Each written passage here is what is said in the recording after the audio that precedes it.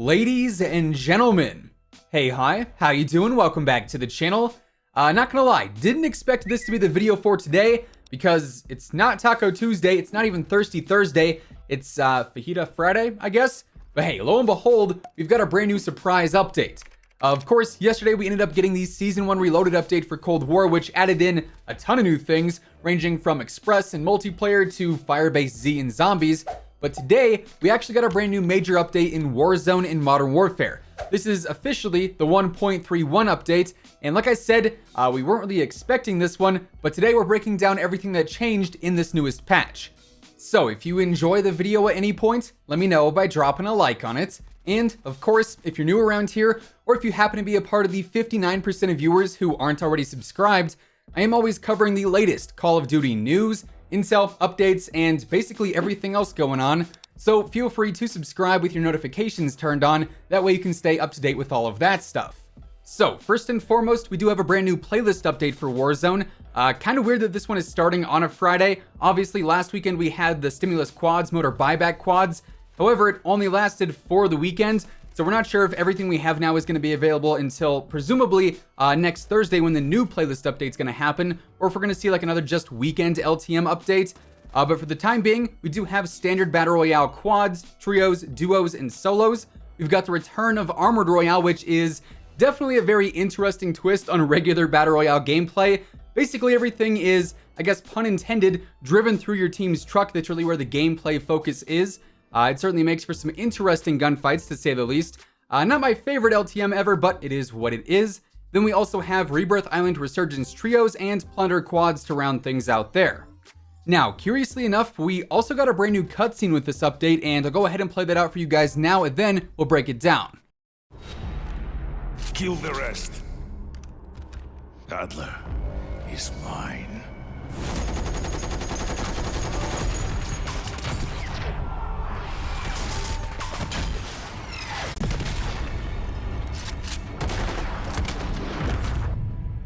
See you in hell.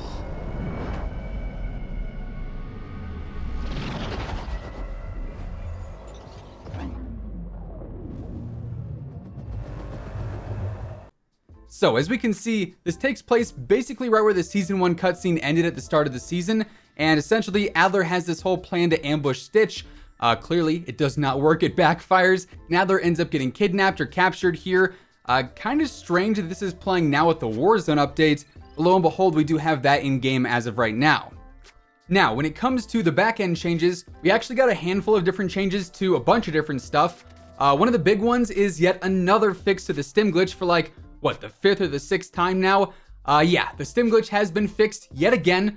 But man, to be completely honest with you guys, I feel like the best way to go about this to actually prevent it from coming back for a 7th time or an 8th time, so on and so forth, is just to completely chalk stims, you know, to take them out from the game entirely. Really, they just don't serve a super competitive purpose for the vast majority of players.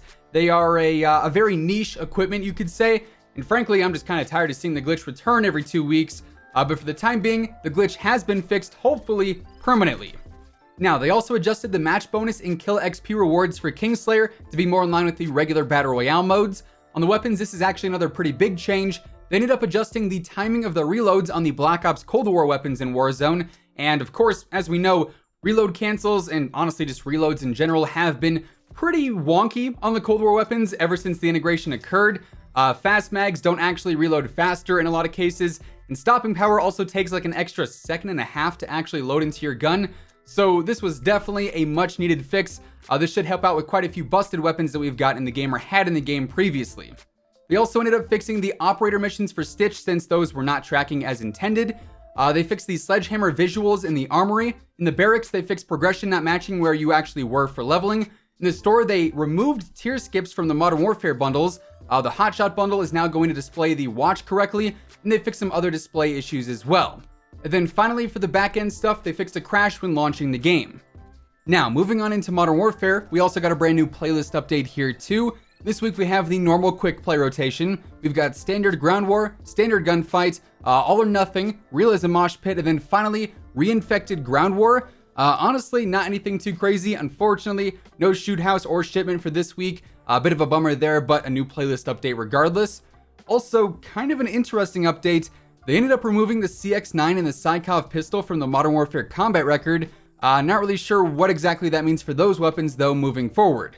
Then finally, we did also get a brand new store update, and here we really only have one major bundle to check out, that being the Zombie Dozer bundle for 2,400 COD points. This of course comes with a brand new Bulldozer skin, an SMG blueprint for the MAC-10, an XM4 blueprint, a charm, a finishing move, an emblem, and then also a calling card.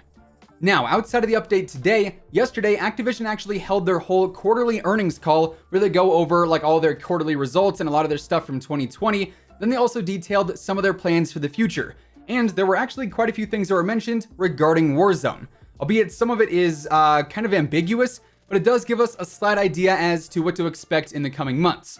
So basically in this call, Activision explained that their 2020 was a great year overall, and when it comes to Warzone, obviously it took off and became massively popular. Now it's going to be front and center for them as an area of focus for quote unquote a long time. Then with the Cold War integration, they said that they really learned a lot of things about integrating Warzone with new titles, and that they're going to use that information to continue to improve with their future integrations in Warzone as well. And this essentially confirms that as we see new premium COD titles released down the road, whatever we're going to get this fall, whether that be Modern Warfare 2 or World War 3, honestly, whatever it is, that's going to have an integration within Warzone, and Warzone in general is going to continue to expand with each new title. Now this means we could end up seeing hundreds of operators to play as. We could have multiple map choices. We could have upwards of 150, 160, 170 plus weapons, so on and so forth. I think it'd be really interesting to see how the availability of certain things changes as time goes on. But yeah, new title integrations will continue in Warzone for at least the foreseeable future. Now, Activision also said this: Warzone is going to be central to our future content planning and a place for our fans to come together to see the latest in the franchise's offerings.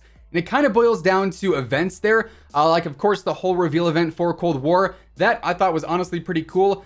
I really wish we could have seen something bigger with the whole nuke event rather than just the random cutscene that we sort of got out of the blue at the start of Season 1. Honestly, I think we still could. I wouldn't say the nuke event is completely off the table, but events in Warzone haven't been super frequent. However, Activision does seem to recognize that they're a huge draw for players, and it seems that they plan to host more of them in the future, which personally I am super excited for. But yeah, with all of that being said, that is effectively everything that changed in the brand new 1.31 update for Warzone and Modern Warfare, and a bit of what to expect for Warzone in the future, and that's going to wrap things up for today. If you enjoyed the video, let me know by dropping a like on it, and of course, if you're new here and you want to stay up to date with the latest Call of Duty news, intel, updates, leaks, and pretty much everything else in between, feel free to subscribe with your notifications turned on. That way you'll always know whenever I upload a new video. As always, if you want to check out any of my partners, be sure to use code WhosImmortal for a discount on all Scuff, G Fuel, and Control Freak products, and all the links for that stuff can be found down in the description below. But once again, thanks so much for tuning in, and until next time, take it easy, have an awesome rest of your day, and I'll catch you guys later. Peace out.